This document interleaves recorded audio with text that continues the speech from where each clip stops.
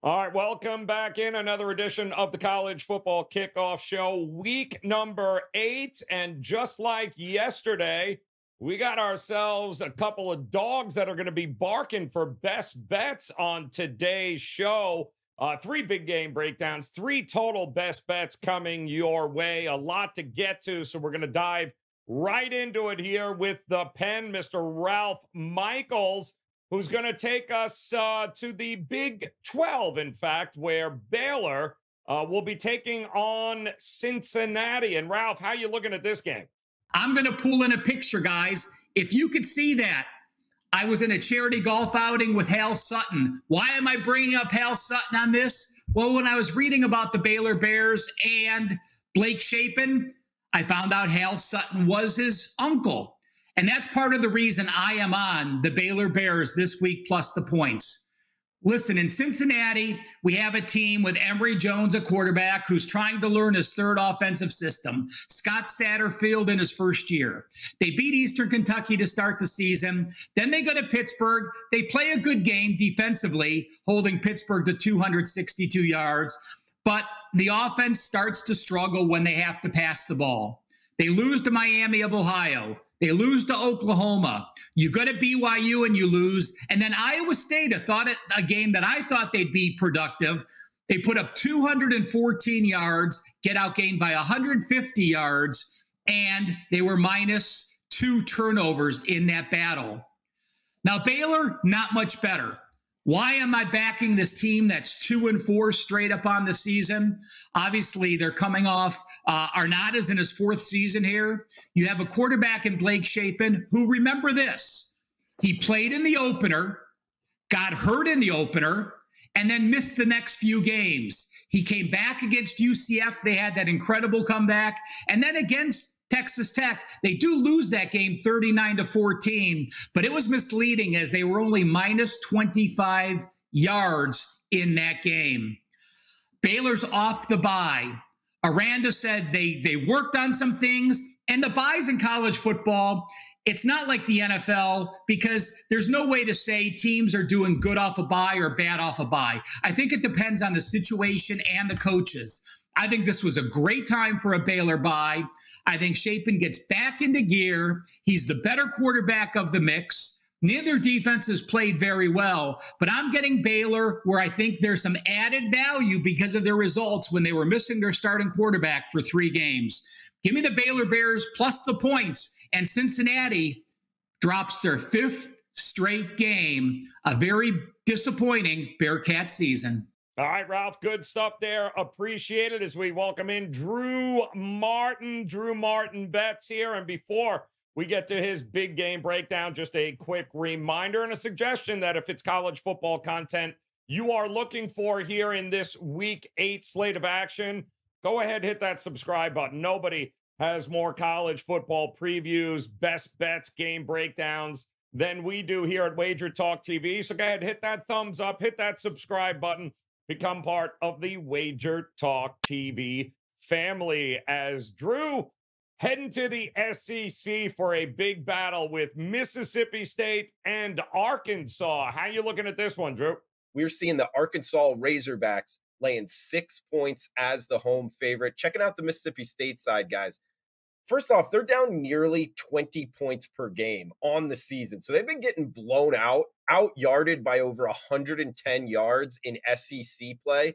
So they're really getting dominated on the gridiron. And they're up against Arkansas here, where if you look at their record, just 2-5 on the season. But against the spread, they're 4-3 ATS. Compare that to Mississippi State. And this is what's important in sports betting, guys. It's not only what your record is, it's what you are against the spread. Are you cashing tickets or not? Mississippi State is just 1-5 ATS. We get Arkansas 4-3 against the spread. We have a 2-5 team, Arkansas Razorbacks, as the 6-point favorite. I think that's very telling here, guys. Last week, they just lost by 3 points, 24-21 to Alabama. KJ Jefferson at the quarterback position. And when you look at their schedule, they've played LSU, Texas A&M, Ole Miss, and Alabama for the last month. They're coming home for the first time since week 3. I think this is setting up to be woo pig suey at home in Fayetteville. Give me Arkansas -6. All right, Drew, appreciate that. And Brian Power up next, staying in the SEC. And BP, Tennessee and Alabama. A lot of eyes are going to be focused on this revenge spot here for Alabama. What are you looking to do in this game?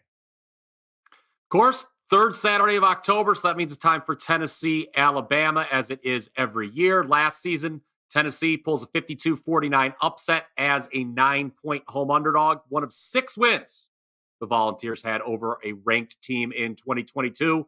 But I think this year's game is going to look pretty different. I'm sure most people think it's going to look pretty different. And let's start with the fact that Joe Milton has been a massive downgrade from Hendon Hooker at the quarterback position from Tennessee. Milton, 85th nationally in EPA per dropback.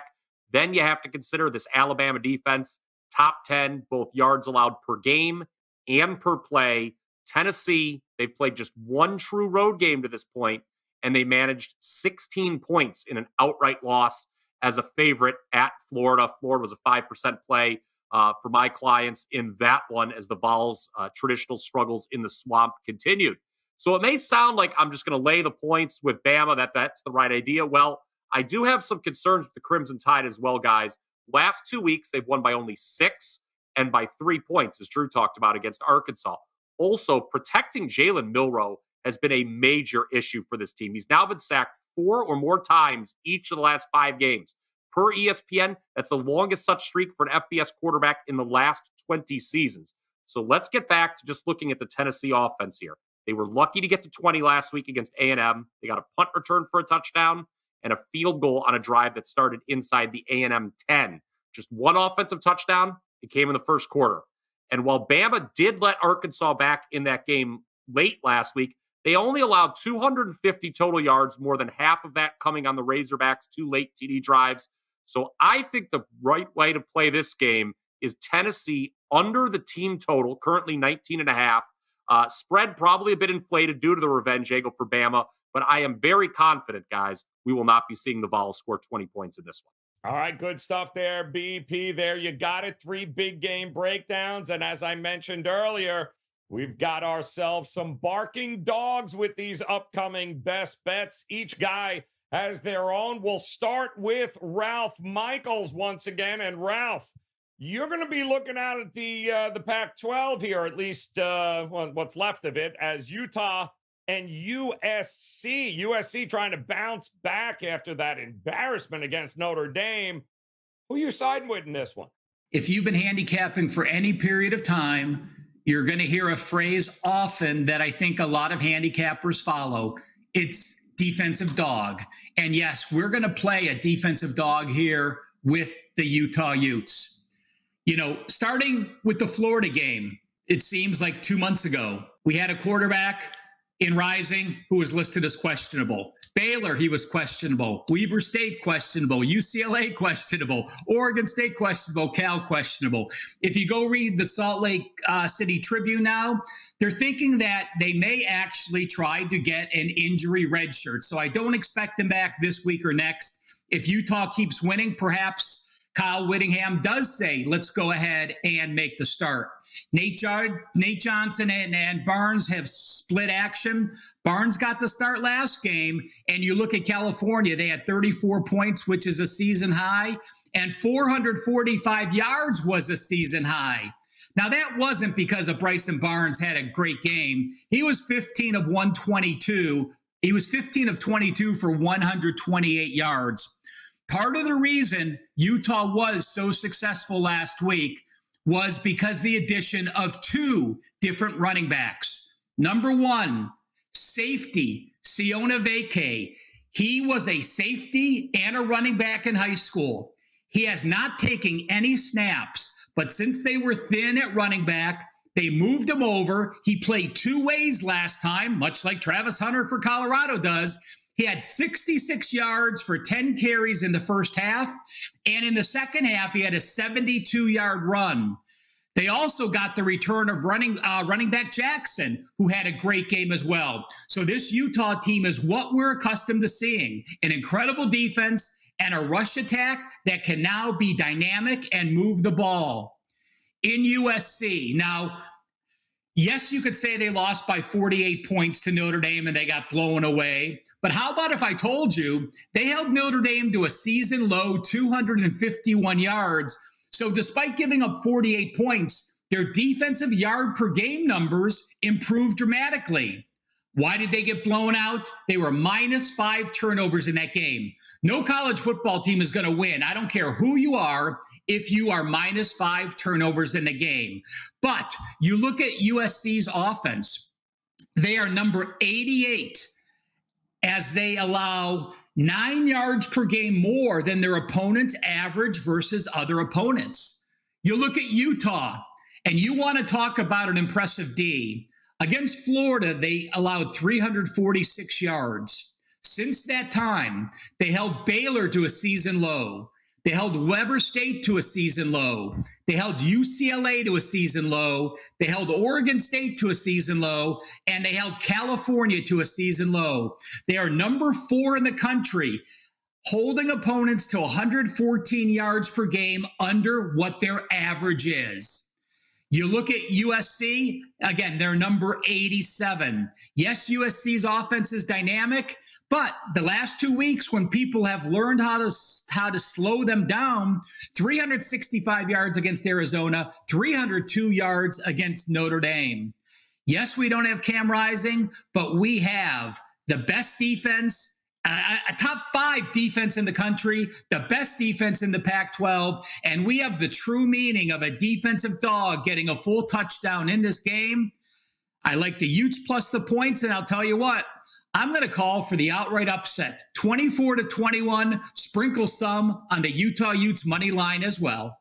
All right, Ralph, appreciate it. Quick reminder as well, guys, if you have any questions on these games or any of the games in this Week 8 slate, go ahead and drop your questions in the comments section below. Is Ralph, Drew, Brian, they'll be monitoring it all week long. So if you got any college football questions you'd like answered, these are the guys you want to ask. So go ahead, drop it in the comments section below as we turn back to Drew Martin here and a best bet, a total in this one. In fact, Air Force and Navy here, Drew. How you looking at this one?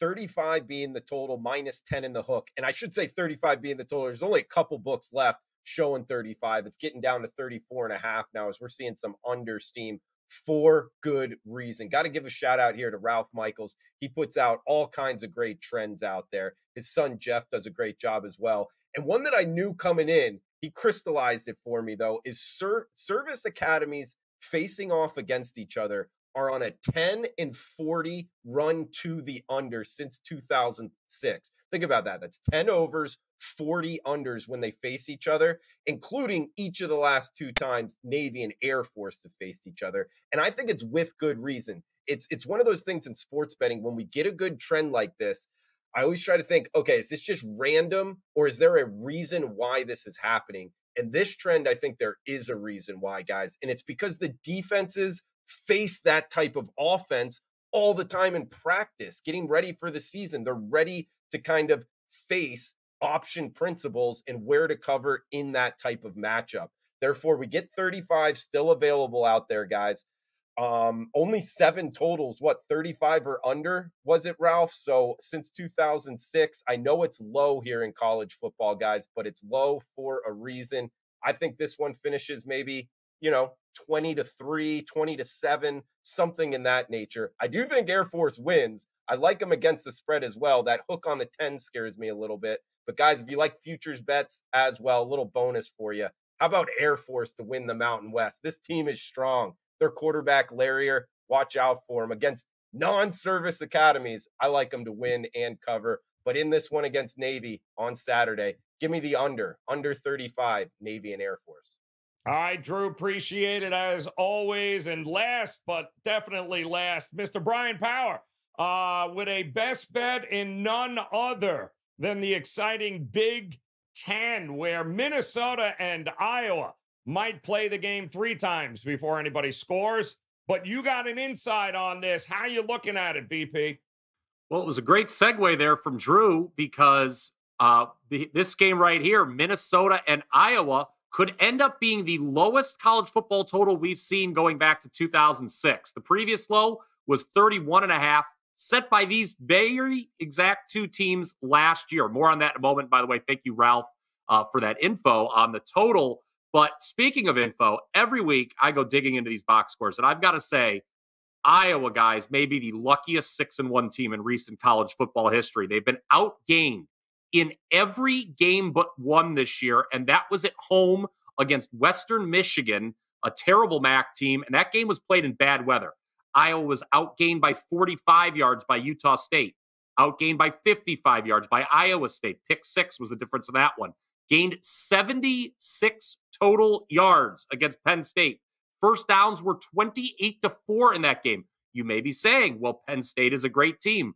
Okay, you know who's not a great team? Michigan State. Lots of problems there. Sparty outgained Iowa by 127 yards. Purdue outgained Iowa. Last week, with Wisconsin outgained Iowa by 95 yards. Should be pointed out, the Badgers lost their starting quarterback, Tanner Mordecai, to injury as well. And it's more of the same with this Iowa team. Last year, they were 130th nationally in total offense. This year, they're dead last in yards per game. Last, not just in the Big Ten, but last in the country. You look at these horrible 4 teams playing Wednesday night: New Mexico State, UTEP, Sam Houston, FIU. They all average more yards per game than this Iowa offense, who is at 248.9 per game. And oh, by the way, Brian Ferentz is not keeping his job after this year. He's contractually required to average 25 points per game. For that to happen, the Hawkeyes still need to score over 200 points the rest of the way. That's not happening. They've only scored 146 in the first 7 games. And they're missing their starting quarterback, and now their 2 top tight ends. Backup quarterback Deacon Hill stinks. He was 6 of 14 for 37 yards last week. And by the way, 82 of Iowa's 237 yards gained last week came on 1 long touchdown run. They had half the number of first downs that Wisconsin did. Look, I know Minnesota's bad, and your boy, the Greek gunslinger, only completed 5 passes against Michigan 2 weeks ago. But if you're giving me points against this Iowa team, I'm taking the points. Minnesota rested off a bye. You heard Ralph talking about buys earlier. And again, the total is only 31.5 here. Before the show, Ralph shared a chart with us, said that 5 of the 7 college football games with a total of 35 or less, going back to 06, have stayed under. So there's not going to be a lot of total points here. Makes all the sense in the world to be on the dog. Row the boat. Give me the points with the Golden Gophers. All right. There you got it, guys. 3 big game breakdowns, 3 best bets across the board with these guys, but we're not done. Plenty more action and matchups to get you caught up with. So go ahead, click on the video on that screen right now. And of course, you'll have access to all of our top 25 matchup previews, as well as all of our best bets here on Wager Talk TV. Come back and join us again tomorrow. We'll do it all over again here on the College Football Kickoff Show. Good luck.